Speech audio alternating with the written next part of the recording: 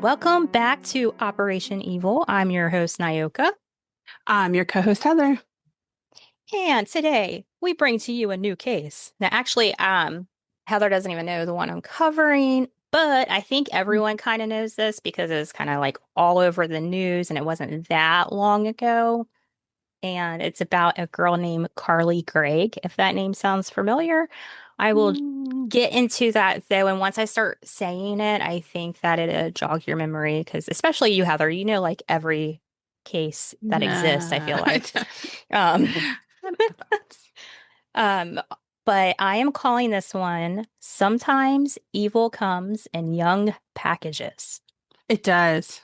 Remember that story about Hmm. those two little boys I did in England? Yes. Yes, they were little guys. But anyway. Yes. It's weird how like young people could be so evil, but it happens all the time. I wanted to start out by saying, like, can you imagine giving birth to your baby girl and one day when she's 14 years old, she murders you? No, that was not that my child would murder me, but I always just kind of prayed and hoped that my child would be a good person. Yes. Like that's all you ever want is just to raise a good person or somebody, and like as a mom, when you get those compliments like, "Oh, your child is such a good kid," or so nice, or so those are like things that make moms' hearts explode. But Yes. when your kid is not a good person or later in life turns out to be a not a good person, I don't know. Yeah, but when you think I about it, won't, you gave them life yeah. and they took yours. Yeah. I don't want to ever have to think about that personally, but Right. Well, that's what it, I thought of when I was like researching yeah. this case. Is like, wow, I can't even imagine. But this is exactly what happened to Ashley Smiley. It was March 19th, 2024, so pretty recent, Mm-hmm. in Mississippi, in Rankin County. 14-year-old Carly Gregg was accused of killing her mother, Ashley Smiley. The sheriff's office received a call on, well, it was about they said like 5:07 p.m. about a shooting. And when deputies arrived, they found Ashley dead from a gunshot wound. Now, Ashley's husband, which is Carly's stepdad, his name is Heath Smiley, told authorities that when he arrived home, he found his wife dead. She was shot in the face, and Carly armed with a pistol. And he said Carly shot him in the arm, but managed to take the gun from her. And after Carly allegedly shot her stepdad, she ran away, but was captured close to the house. And her bond was set at $1 million. Wow. I know, right? 14. Mm-hmm. Nice. And she pleaded not guilty. No joke in Mississippi there. Right, exactly. So Carly turned down this plea agreement that was offered by the prosecutors that would have sent her to prison for 40 years. But she was like, no deal. That was a bad move on her end. So there Mm. is so much more to learn about this story. So I'm just going to jump into it. So Carly Madison Gregg was born on April 23rd, 2009 to Ashley Smiley and Kevin Gregg. Ashley and Kevin got married in 2005, but their marriage ended years later because of his struggle with drug addiction. In 2020, Ashley remarried Heath Smiley, and together they blended their family, creating what many described as a stable home in Mississippi. Ashley worked as an algebra teacher at Northwest Rankin High School, where Carly was also a student there. When I looked up Carly's background and how she was described, she was said to be somewhat of a genius, and she actually skipped the fourth grade. She had no prior history of violence.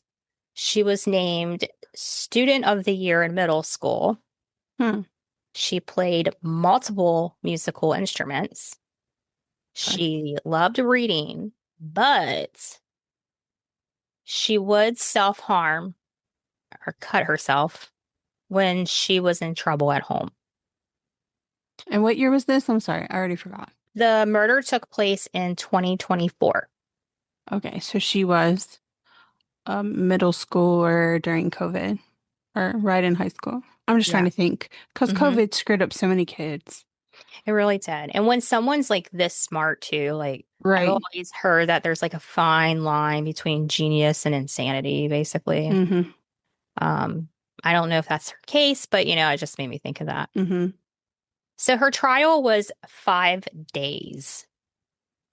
That seems pretty quick. Is that normal? I don't really know how long trials really Well, I've last. never been on trial. Right? Right? Seems like the Um, ones I watch though take forever. I So know.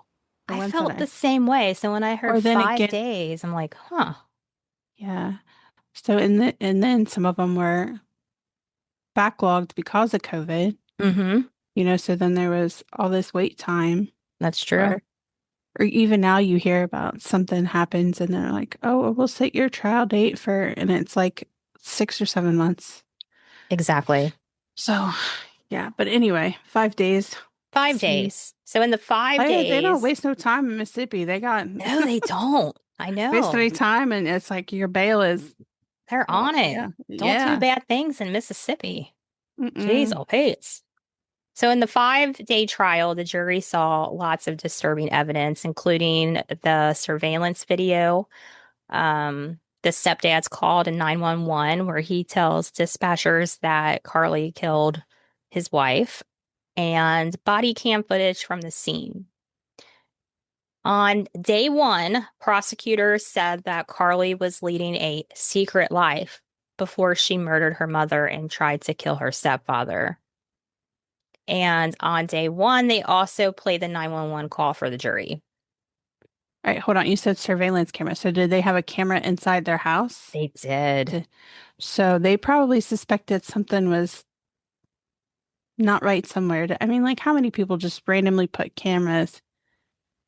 I mean, I guess a lot of people do now, but Yep. unless you're suspicious of something or you want to watch your dogs, your Yep. cat, Yep. see what cat is knocking the bowl off the, or whatever. I have cameras for the Uh, dogs to check in on right. them, but Yeah, we do. We have one too, and then, yeah. but I couldn't imagine. I don't know. And this In camera my was in own the home, having a kitchen. cat. Yeah. Well, that's where ours is because that's where the dogs stay all day. But Yeah. I don't know. I'm just weird like that, I guess. I guess it's a good thing they had the surveillance camera. True that. I mean, you just Truth there. never All right. know. Sorry, I was just that my Oh brain was no. still wheeling on the Yeah. camera in your house. Yeah, I think All they right. had My outdoor spidey surveillance senses, too. my spidey sense went off. I'm like, uh-huh, they must have suspected something. Maybe they did. I mean, she seems troubled.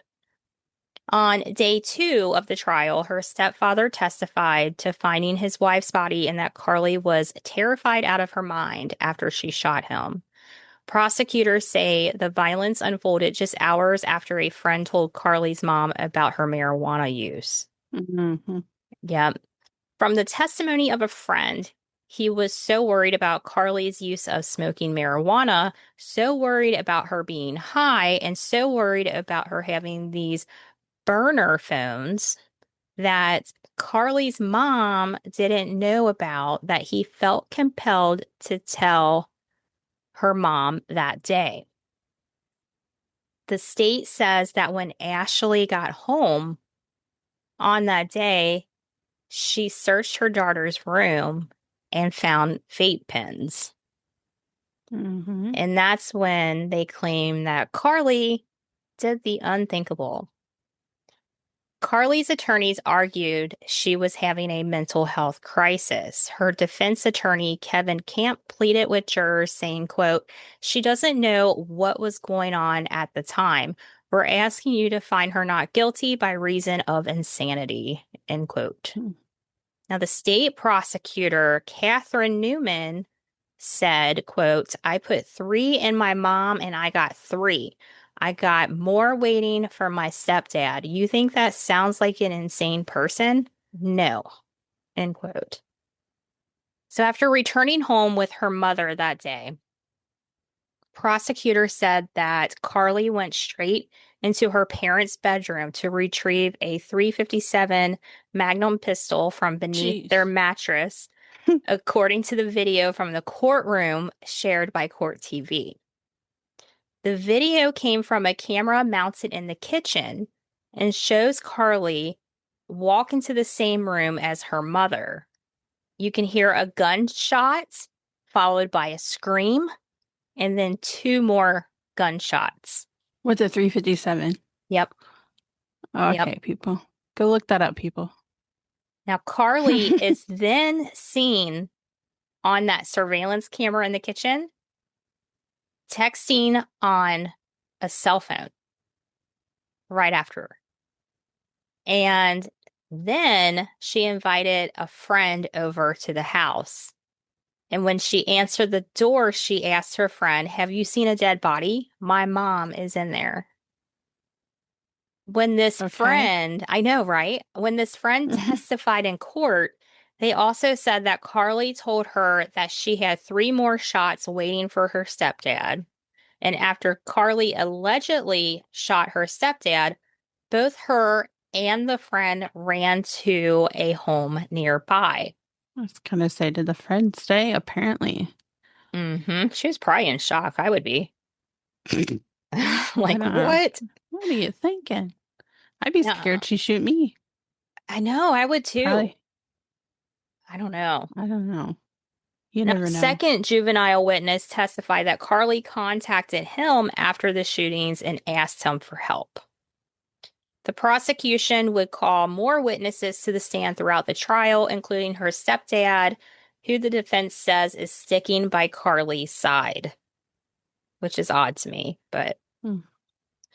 he described their relationship as they got along great. And he also said that his wife, Ashley, as a mother who was always thinking about Carly and she would do anything in the world for her.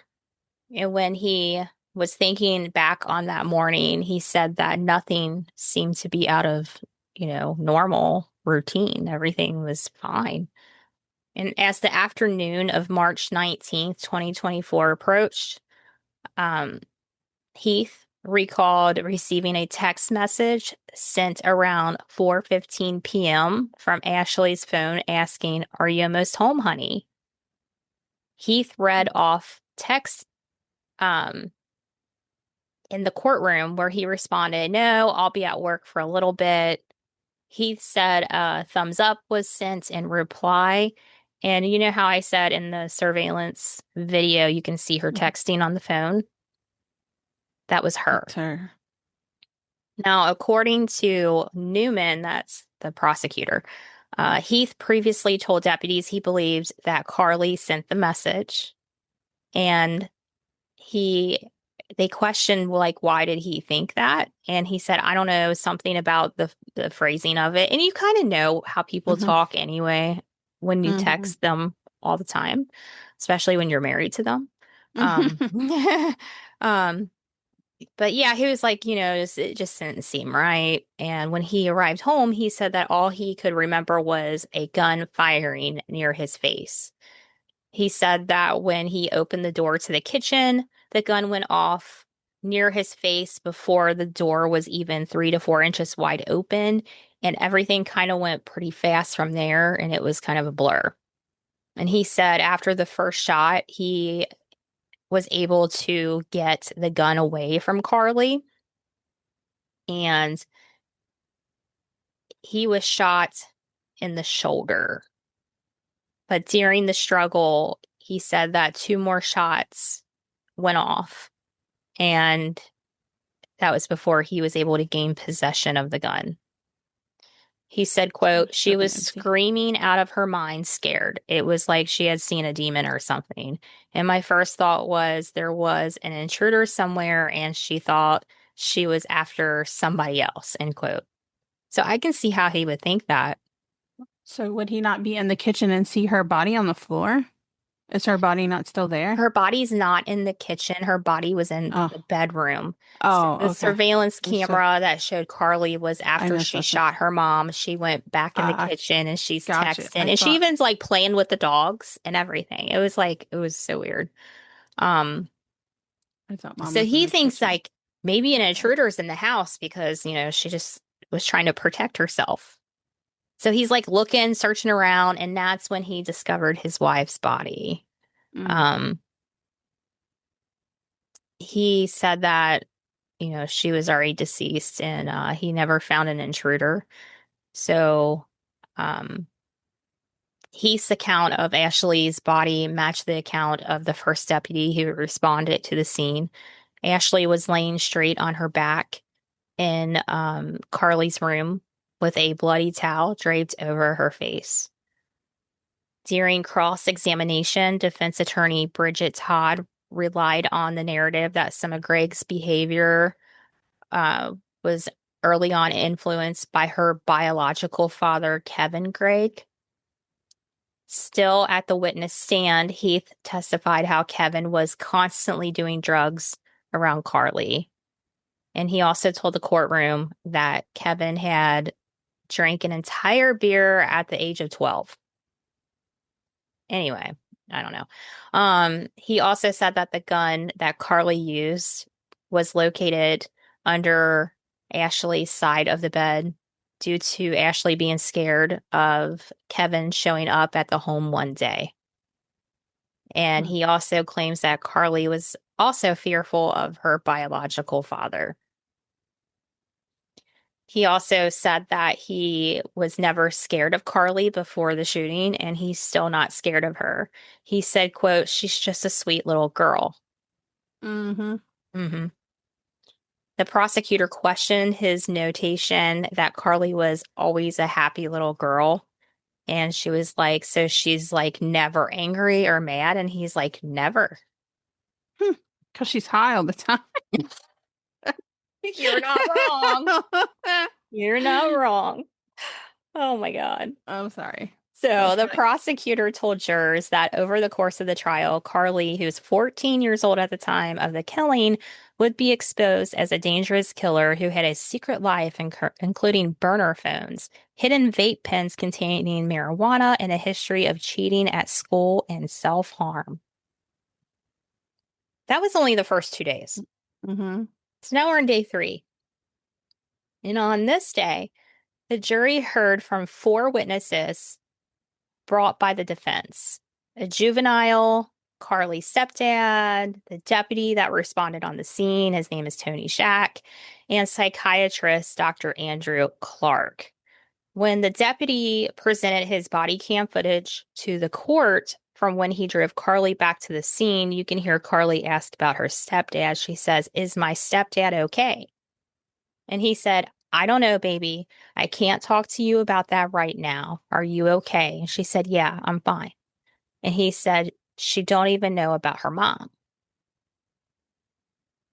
The defense drilled the deputy because he apparently muted his body camera while talking to other members of law enforcement while he was on scene. But he claims that he strictly discussed a personnel issue while his body cam was muted. Hmm. Next was Dr. Clark, and he conducted a psychiatric evaluation on Carly after the incident and Sorry. diagnosed her with bipolar 2 disorder. According to him, her memory went blank when she got home during the shooting, and the next thing she remembers is being picked up by the deputy. Isn't it weird how their memory always goes blank? Yeah. Yeah. And that insanity stuff. Yeah. He also said that on the day of the shooting, Carly was grumpy and irritable and couldn't focus in class, um, where, of course, her mom was a math teacher. Mm. Awkward. He further testified that she dealt with symptoms of depression and was previously prescribed medication that made her feel numb, and she heard voices, which were getting worse prior to the shooting, and that she had a history of self-harm. There was also a claim that Carly switched to a new antidepressant and that the change in medication led to the shooting. Mm-hmm. Apparently, she switched from Zoloft to Lexapro a week before the murder, but the doctor said that the switch of medications wasn't done properly. Dr. Clark says after viewing the home footage of the incident, it was concerning for him. He said, quote, "One problem is, when I saw the video of the kitchen at 4:10 in the afternoon, you hear the shot. She comes in, she looks to me to be cool and collected and unemotional.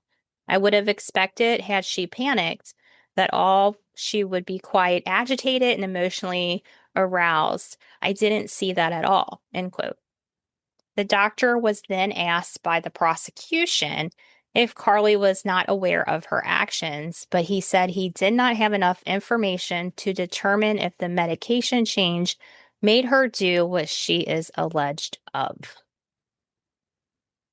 Hmm. Day 4. I feel like they're moving pretty fast in this. Mm-hmm. Mississippi. Day 4. It was all about Carly's mental state.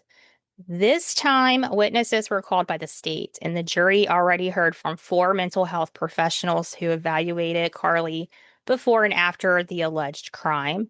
Now, her counselor, Rebecca Kirk, takes the stand, and she had a session with Carly the day before the murder.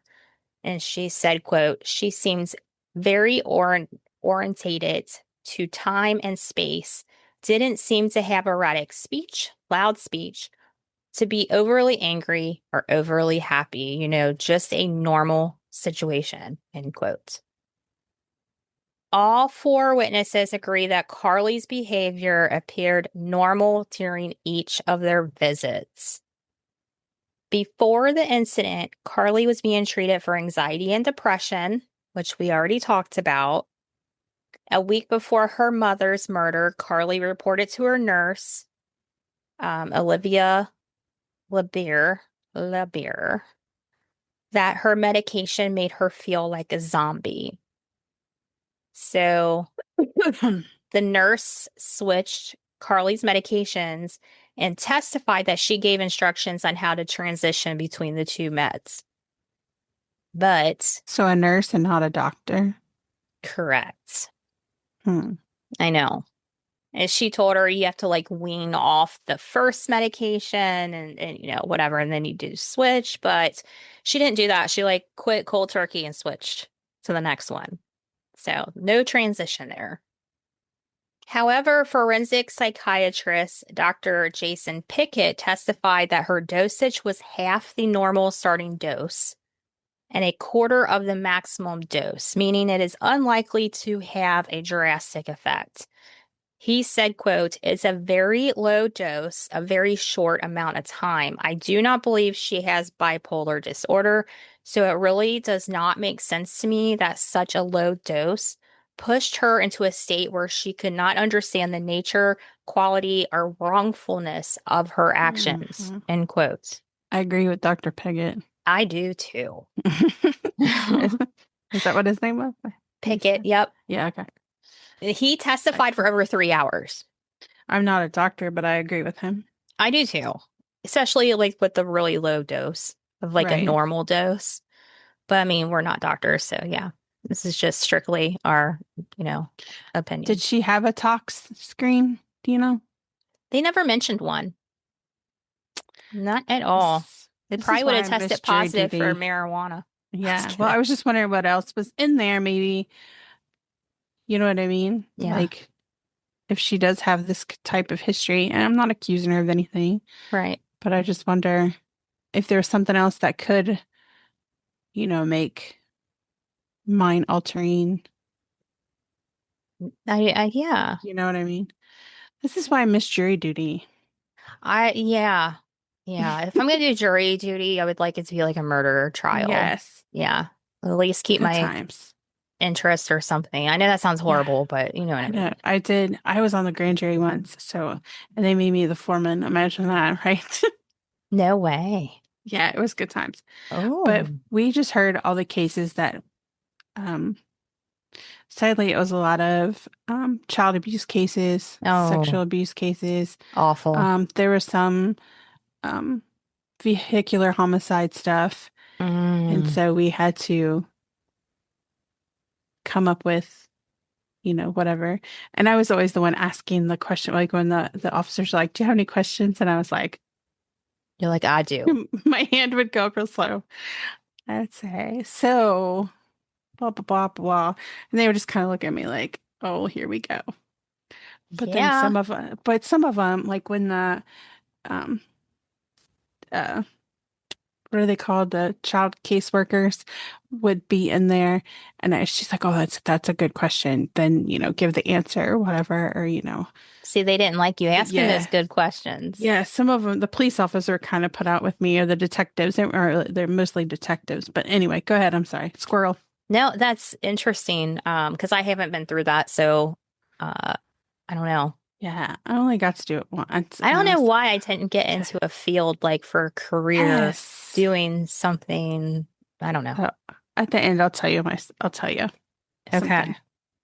So the doctor testified for 3 hours, and based on everything he observed, he said that Carly is not insane and shows manipulative and psychotic behavior.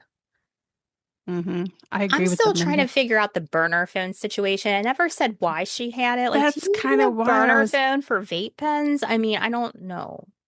That's kind of why I was wondering about other Or how strict was her substance. parents? Were they going through her phone and that's why she felt like she needed a burner phone? I don't know. They never went into it, but it's just something I thought about. Like, Yeah, did that's what because that's where my mind was with the burner phones and the other substances. Was she taking them? Was she dealing them? Like, yeah, getting them on the side and so trying many to hide it that questions. way. Yeah. And I never found those answers, which, stinks, but I didn't watch the 5 day trial either. I just didn't Mm-hmm. have the hours upon hours to do it. But You did the out on the cliff. last day, day 5, the verdict. Haha. So at this time, it's September 2024, and it only took the jury how many hours do you think of deliberation? Two. You're correct. Woohoo! 2 hours, and they found her guilty on all charges. She was convicted and sentenced to life in prison without parole for killing her mother and the attempted murder of her stepfather, plus 10 years for tampering with evidence. The district attorney said, quote, Carly Craig is evil, and that's not easy to say. But the truth of the matter is that sometimes evil comes in young packages, end quote. Yeah. So currently, her case is being appealed to the state Supreme Court. In a 30-page filing from January 28th, Carly, and I believe that was this year, Carly's attorneys argue that the trial court failed to follow rules regarding mental health evaluations, instructed the jury on sentencing options not authorized under state statute, and improperly precluded allowing the trial to be continued if need be. So they talk about Carly's dad and like he's drug addict and all these things. And during the case, I wasn't really hearing anything, but I did find an article about her dad and what he thought about the murder and everything that happened. So, less than a week after Carly's conviction, her father, Kevin Gregg, had an exclusive interview with WLBT, and he said, quote, that he was ashamed, embarrassed, angry, upset, very sad. He said that I loved Ashley Smiley too. We were married for almost a decade. That girl knew right from wrong. That girl is not insane. That was a very dumb defense, if you asked me, but I wasn't involved. Nobody ever called me, end quote. Hmm. So tell me what you want to tell me. Because as far as the Oh, episode, that's a wrap. well, that's a wrap. But so she was tried as an adult then, obviously, or she Yeah, an that's at what it 14? sounds like. Yeah. I Wow. mean, she's 14 at the 14. time and she's going That's to what I'm saying. spend her life In there. prison. Yeah. I wonder if they do. I don't know. That's gonna be hard. No, I was just gonna say, way back in the day when I was in hair school, like one of the first days, um, we had to do this like survey about ourselves and like get to know your classmates or whatever. Yeah. One of the questions is of like, if you could have any job in the world, what would it be? And mine was FBI agent. So they were going around the room and everybody was saying anything. And they're like, did anybody pick hairstylist? And only like one girl raised her hand. And I'm like, oh, I totally failed this question. I'm like, being an expert at Clue growing up was not the answer. Oh my gosh, that's I was to so be in the funny. FBI. And they're like, nobody put hairstylist or cosmetologist. It's like, oh, no. They're never going to ask that again. Right. It's Bet like, they well, didn't. from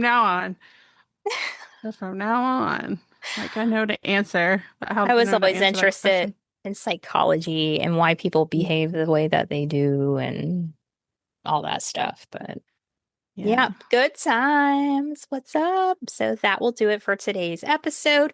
If you can't get enough of Operation Evil, consider supporting the podcast by joining Patreon or Operation Evil Plus on Buzzsprout. When you join, not only will you have access to exclusive bonus episodes, but you will also get a shout out from us. We have Hmm. over 50 exclusive bonus episodes ready for you to binge on. The links to join can always be found in our show notes. And if you can't join Patreon or Operation Evil Plus on Buzzsprout, support us for free by rating our show, telling a friend about the podcast, or like and share our Facebook page. We always appreciate each and every one of you. And one more announcement. I guess I should have like said this at the beginning of the episode. And I didn't think about it. We are going to take a summer break. So we're going to take August off, but don't fret because if you are a Patreon or Buzzsprout Plus subscriber, you will still have an August Patreon. You will not miss Hmm. out on that. But as far as regular episodes, we will be back on the first Monday of September, which I think falls on the 6th. So keep an eye out for that. We will still be posting on our Facebook. You can still reach out to us. We're always looking for guests. If you have an evil story you'd like to share, all the things.